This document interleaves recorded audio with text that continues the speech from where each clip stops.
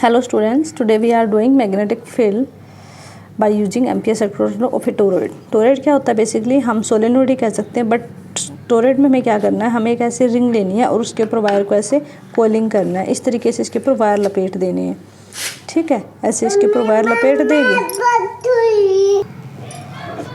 Okay students, in this we are studying about a toroid.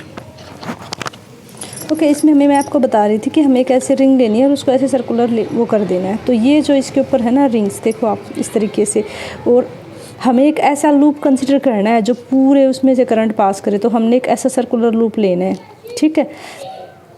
ये पूरे उसमें से करंट पास कराएगा। तो देखो आपने यहाँ से करंट सप्लाई करा, ठीक है, ये पॉजिटिव, यहाँ से आई करंट जाएगा, इस पूरे में से मूव करेगा और ये इधर से वापस आ जाएगा। तो हमने कोई यहाँ पे इसी लूप पे एक छोटी सी लेंथ कंसीडर करी, मैग्नेटिक फील्ड कंसीडर करा, ठीक है, और आर ये रेडियस हो गई। सो बेटा हमने एक टोरॉइड लिया जिसमें से आई करंट पास हो रहा है। तो टोरॉइड होता है क्या? It is a hollow circular ring. आप देख सकते हो, देखो एक सर्कुलर रिंग है, होलो है, on which number of isolated turns, जिस पे हमने इस तरीके से टर्न्स लपेट देनी है। Okay, that is it is A endless close solenoid in close form, ठीक है। Number of turns per unit length, काफ़ी इंपॉर्टेंट टॉपिक है, छोटा सा टॉपिक है। फिर क्या कह रहा है? बी क्या बेटा? Produced inside the turns. तो हमें देखो जैसे सोलेनोइड में था ना, वैसे इसमें है जो मैग्नेटिक फील्ड बनेगा ना, वो यूनिफॉर्म एंड कॉन्स्टेंट होगा in the form of concentric circles. तो हमने एक पॉइंट पी कंसिडर करना है जो हमें अभी कंसिडर किया, जिसकी रेडियस आर है। तो लाइन इंटीग्रल उसका निकाल लेंगे बेटा। तो क्या हो जाएगा? बी डॉट डी एल, ठीक है, और इसका फुल अब इंटीग्रेट करेंगे तो B dot D L cos theta. Theta क्या है? The angle between the B and D L. Magnetic field और लेंथ के बीच में जो थीटा है, उन दोनों के बीच का एंगल है, वो कितना है? 0, बिकॉज दोनों एक ही डायरेक्शन में है, ठीक है। तो हम इसका निकाल लेंगे डी एल का। तो डी एल हमारे पास क्या है? Total length.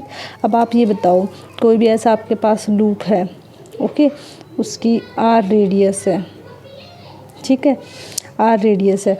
तो यहाँ पे जब इसका पूरा लेंथ चेक करोगे तो कितना हो जाएगा? 2 पाई आर। तो टोटल लेंथ कितनी हो जाएगी बेटा? 2 pi R. This is our equation 1। अब हम एम्पियर्स लॉ का यूज करेंगे।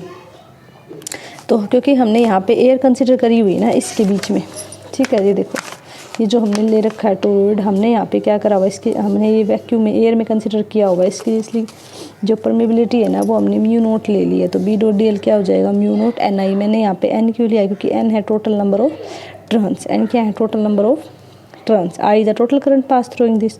आई क्या? इसमें जो टोटल करंट पास हो रहा है, ओके। अब हमारे पास टोटल करंट के लिए हमें क्या लेना होता है? क्लोज लूप लेना होता है, वो ले लिया। अब आपके मन में क्या क्वेश्चन भी आ रहा होगा, क्लोज लूप जो हमने एम्पियर लूप कंसिडर किया है, वो हम पूरे पे क्यों ले रहे हैं? हम ये छोटा सा भी ले सकते थे। तो बेटा पूरे पे हमने इसलिए लिया क्योंकि हर एक टर्न्स में से इक्वल करंट पास होना जरूरी है, इसलिए हमने सर्कुलर लूप लिया है। सो एम्पियर सर्कुलर लॉ क्या कहते हैं? B dot D L mu naught N I, N number of turns, I is the total current, ठीक है। तो टोटल टर्न्स आप कैसे निकालोगे? तो टोटल टर्न्स कितनी हो जाएंगी? N into total length. N तो जो इसकी मतलब टर्न्स को आप एक इस तरीके से ये कर सकते हो बेटा, टर्न्स ये होती हैं अपनी जो हमने इसके ऊपर लपेटी है। तो इसको वैसे तो काउंट करना मुश्किल है कि बहुत सारी हो जाएंगी ऐसे इसको आप करोगे। तो हमने ये एन ले ली और ये हमने किसी लेंथ पे लपेटा है इनको। तो अब वो लेंथ एल नहीं है, जिस लेंथ पे हमने इनको लपेटा है वो लेंथ कितनी है? टोटल 2 पाई आर, ठीक है।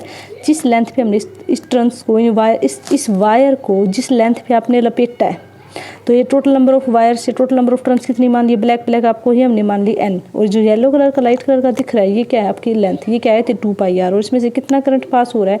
आई करंट पास हो रहा है। कितना पास हो रहा है? आई। तो आप ये बताओ टोटल करंट कितना हो जाएगा बेटा? टोटल करंट आपके पास हो जाएगा B dot D L mu naught N into 2 pi R और इंटू में I. This is our equation 2। So from equation 1 and 2, तो अगर इनकी ये वाली साइड्स इक्वल है, ठीक है, ये वाली, और तो हम क्या कह सकते हैं? हम फ्रॉम 1 एंड 2